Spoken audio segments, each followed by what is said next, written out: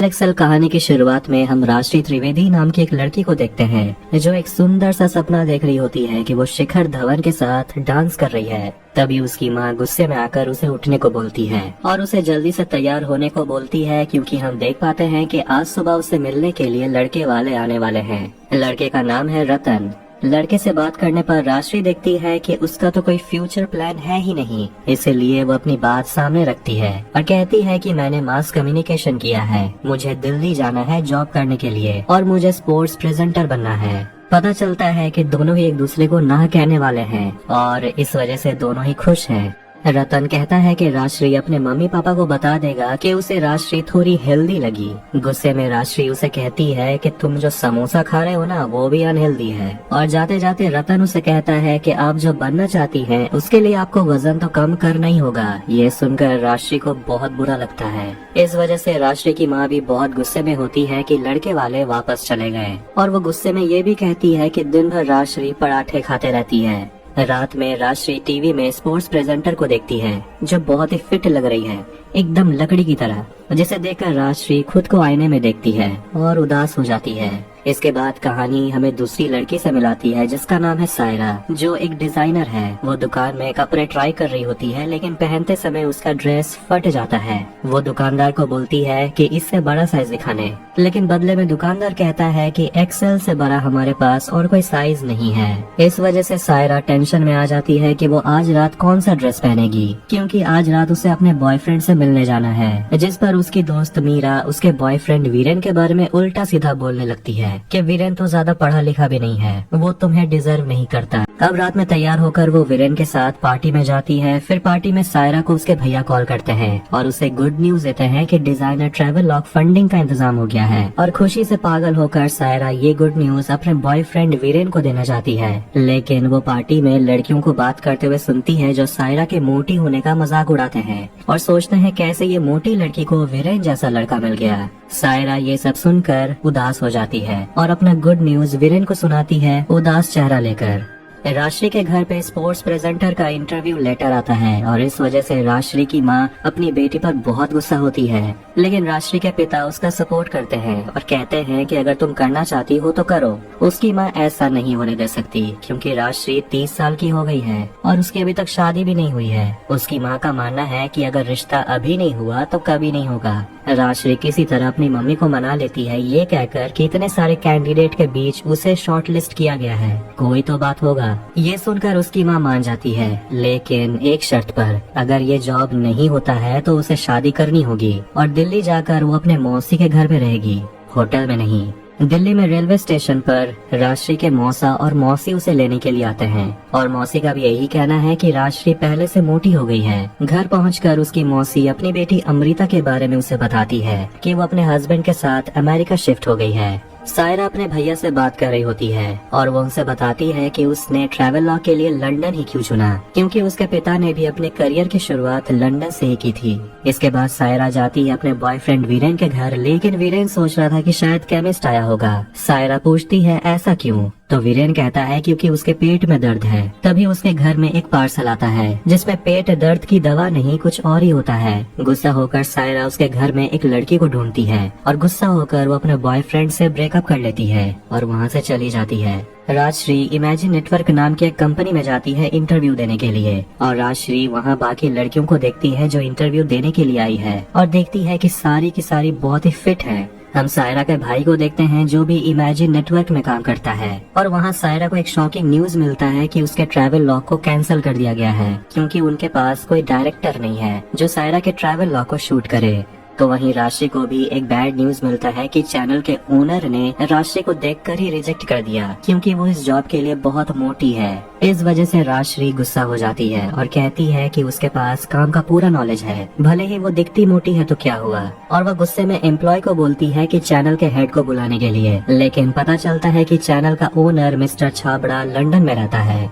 सपना टूट जाने के कारण सायरा भी टूट जाती है और वो बाथरूम में रोती है और वहाँ उससे राजश्री मिलती है जो भी रो रही होती है। दोनों एक दूसरे से पूछते हैं कि उनके साथ क्या हुआ है। राशि उसे दिखाती है अपना स्पोर्ट्स प्रेजेंटर का वीडियो, जिसे वो खुद डायरेक्ट भी की है। और ये देखकर सायरा उसे पूछती है, क्या तुमने सच में इसे डायरेक्ट किया है? और वो राशि से कहती है उसके साथ काम करने के लिए, और अगर वो सायरा के साथ काम करती है तो उसे वापस जाकर किसी से शादी तो नहीं करनी होगी।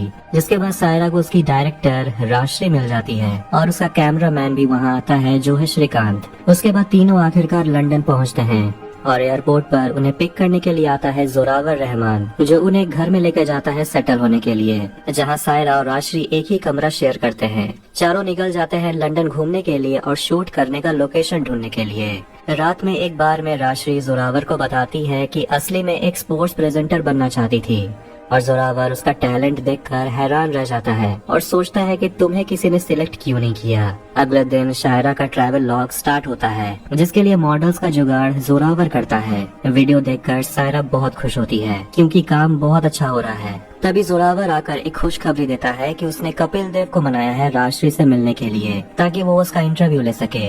अगले दिन सायरा इंटरव्यू के लिए राशि को तैयार करती है, जिसके बाद कपिल देव उससे मिलने आते हैं और राशि कपिल देव का इंटरव्यू लेती है। और इंटरव्यू बहुत ही अच्छा जाता है क्योंकि कपिल देव राशि को कॉम्प्लीमेंट करते हैं कि उसने बहुत अच्छा इंटरव्यू लिया और आज जैसा मजा उसे पहले कभी नहीं आया। अब इस मोमेंट को वो चारों बार में जाकर सेलिब्रेट करते हैं। चारों जमकर ड्रिंक करते हैं और जब चारों पीकर बाहर निकलते हैं तो उन्हें इमेजिन नेटवर्क चैनल का ओनर मिस्टर छाबड़ा मिलता है और राशि और जोरावर इंटरव्यू वाला क्लिप श्रीकांत के लैपटॉप से निकालकर पेन ड्राइव में मिस्टर छाबड़ा को दे देते हैं। लेकिन फिर पता चलता है कि जो क्लिप जोरावर ने कॉपी किया था वो तो इंटरव्यू वाला था ही नहीं। लेकिन इस बात से राशि को ज्यादा फर्क नहीं पड़ता। उसे दुख इस बात का है कि जब उसकी मम्मी ने उसे कॉल किया था तो उसकी मम्मी ने राशि से कहा कि तुम्हें जल्दी एक लड़के से शादी कर लेनी चाहिए और ये लड़का तुम्हारी तरह हेल्दी है। उसकी माँ को इस बात से फर्क पड़ता ही नहीं है कि उसकी बेटी ने कपिल देव का इंटरव्यू लिया, जिस पर सायरा कहती है कि चाहे कुछ भी हो जाए हम बस लोगों से यही कहते रह जाते हैं कि हमें एक्सेप्ट कर लिया जाए।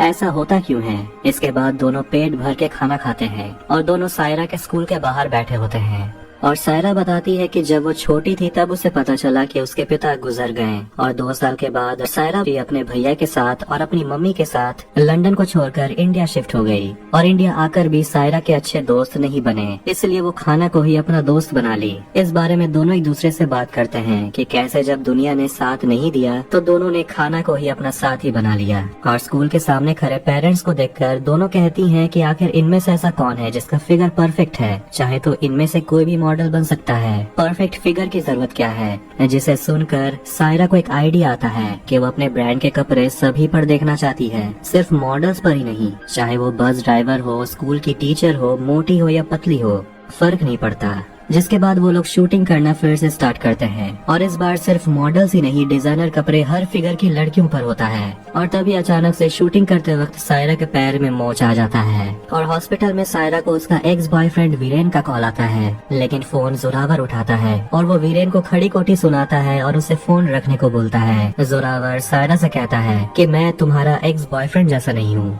घर पर राशि की मम्मी भी उसे कॉल करती है और पूछती है क्या तुम्हारा रिश्ता उस लड़के से पक्का कर दिया जाए। लेकिन राशि मना करती है और कहती है कि मैं यहाँ काम करने के लिए आई हूँ। लेकिन उसकी माँ बात को समझती नहीं और राशि गुस्से में फोन काट देती है। श्रीकांत राशि से कहता है कि हमें कपिल देव वाला इंटरव्यू इंटरनेट पे अपलोड कर देना चाहिए, लेकिन राशि मना करती है क्योंकि ऐसा करने पर वो फिर से उम्मीद लगाएगी और उसका उम्मीद फिर से टूटेगा। वापस इंडिया जाकर शादी करना ही ठीक होगा। श्रीकांत भी अपनी दुख भरी कहानी शेयर करता है कि कैसे वो जब अपना पहला प्रोजेक्ट एक वाइल्ड लाइफ डॉक्यूमेंट्री शूट कर रहा था, उस डॉक्यूमेंट्री को देखने से पहले ही उसके पिता उसे छोड़कर चले गए और वो राशि को बोलता है हार नहीं मानने के लिए। अब अगले दिन आखिरकार सायरा का ट्रैवल लॉग खत्म होता है, जिसे देखकर वो बहुत खुश होती है। अब परसों वो सभी इंडिया निकल जाएंगे और जाने से पहले जोरावर उन सभी को अपने घर पर आने के लिए बोलता है। सायरा, राशि और श्रीकांत जोरावर के मम्मी से मिलते हैं और सभी बैठकर बातें करते हैं। तभी राशि को मिस्टर छाबड़ा का कॉल आता है और राशि ये सोचती है कि उनके पास तो गलत वीडियो चला गया, तो उसने मुझे कॉल क्यों किया है। तभी मिस्टर छाबड़ा बताते हैं कि उसने कपिल देव वाला इंटरव्यू देखा जो उसे बहुत पसंद आया और वो चाहते हैं कि राष्ट्री उनके चैनल के लिए काम करे और उनका अगला क्रिकेट शो होस्ट करे। और पता चलता है कि इस वीडियो को ऑनलाइन किसी और ने नहीं बल्कि श्रीकांत ने डाला था। अब आखिरकार सायरा दिल्ली पहुंचती है और राष्ट्री मेरठ पहुंचती है और राष्ट्री की मम्मी उसे कहती है कि 20 तारीख को तुमसे लड़का मिलने आने वाला है जिसका नाम योगेश है। लेकिन राष्ट्री मना करती है और कहती है कि वो इंडिया का सबसे बड़ा क्रिकेट शो होस्ट करने जा रही है। इसके लिए वो 25 लाख का कॉन्ट्रैक्ट साइन करने जा रही है। ये सुनकर राष्ट्री की माँ खुश होती है और वो अपनी बेटी पर गर्व महसूस करती है। राष्ट्री खुश होकर अपनी माँ से कहती है कि अब चाय के साथ थोड़ा पराठा भी बना दो। इसके बाद हम सायरा के ब्रांड का शो देखते हैं फंडिंग के लिए, जिसके लिए सायरा हर फिगर की लड़कियों को चूज करती है और उसकी शो स्टॉपर कोई और नहीं बल्कि राष्ट्री खुद है। और वहाँ बैठे इन्वेस्टर्स को सायरा कहती है कि वो एक ऐसा ब्रांड बनाना चाहती है जिसके स्टोर में लड़कियां आने से डरे नहीं। इसके बाद सभी इस मोमेंट को एंजॉय करते हैं और इसी के साथ मूवी यहीं एंड हो जाती है। तो अगर आपको ये वीडियो पसंद आया तो वीडियो को लाइक करें, चैनल को सब्सक्राइब करें ऐसे ही मूवीज और टीवी सीरीज एक्सप्लेनेशंस के लिए। मिलते हैं नेक्स्ट वीडियो में।